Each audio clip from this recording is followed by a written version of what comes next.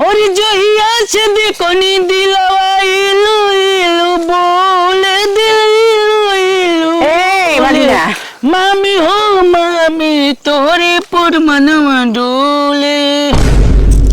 ई का कहतला हो हाय तू लिया के जता अपना गावे के हमार पर मन डोलावे।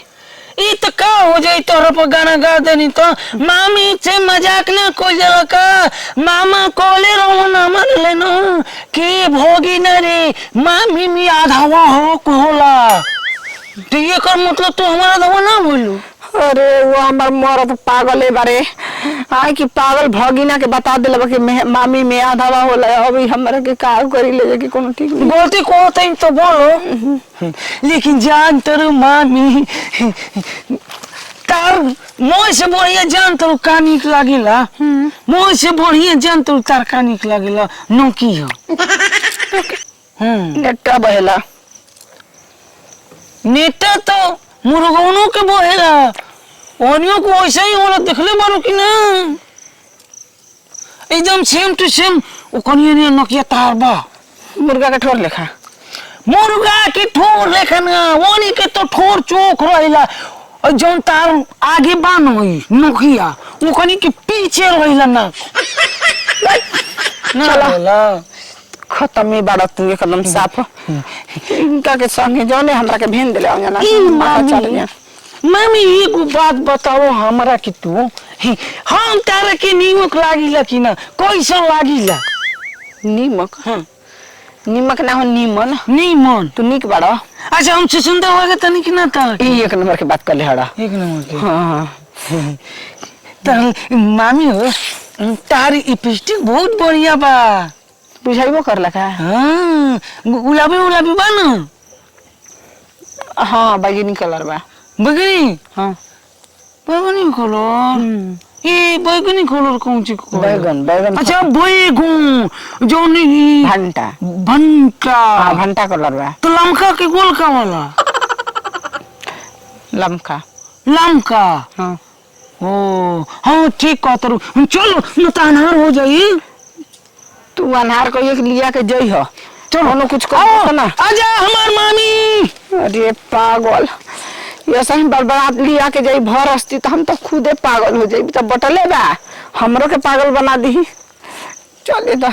अरे रुका हो चलो मामी हले हले चलो हले चलते ना बने। ई मामी हो का तो हमरा घर चलबू तो देबू ना। हे मन करे हां का देबे हमार के 1.5 नंबर में के ना समझिया सोच ले कान खोल के न तो जन का ना बनता है कबार ले तुरंत हम मामा ले को ना कि मामा हो हम मामी ले मांगले हई तो हमरा के मारत रही काका मामा ले कहबो मामा ले को हम कि मामी ले मांगत रही तो हमरा के मारत रही। मामा हमसे कहले रहन कि घर जाइए ना तो मामी से मांग ले।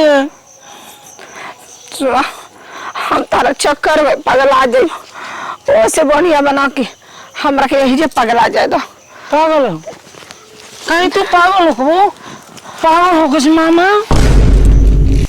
तो कहीं मामा पागल हो कस तू कमाइबा हमरा के खिएबो गलती हो गई लेकिन मतलब गलती महा गलती। अच्छा जाए मामा पागल ना हो हाय पागल होई हाय के हाय तीतीले पागल होई जान तू मम्मी मामा कोले रहो हमरा ले कि ये भोगी ना घोरी जोई हो तो अपना मामी ले 10 रुपया मांग लियो का।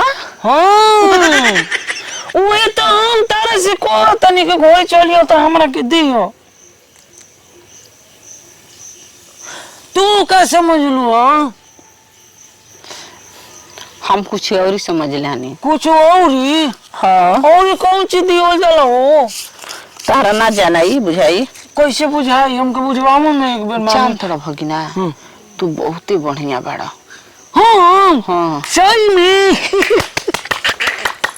ओ तेरी के आ तकले कौन सर्व हमरा को बढ़िया ना कोई हमार मामी तो ही बाड़ू एकदम आकाश बाड़ू हो मामी झकास। हां झकास बाड़ू जान तोरा कहे कहतनी तार मामा सचमुच में पागल बाड़न पागल। हाँ ये से कि हमके छोड़ के उ रहतन बाहरा हो चो और दूसर कोई लूटा तटिलहरा।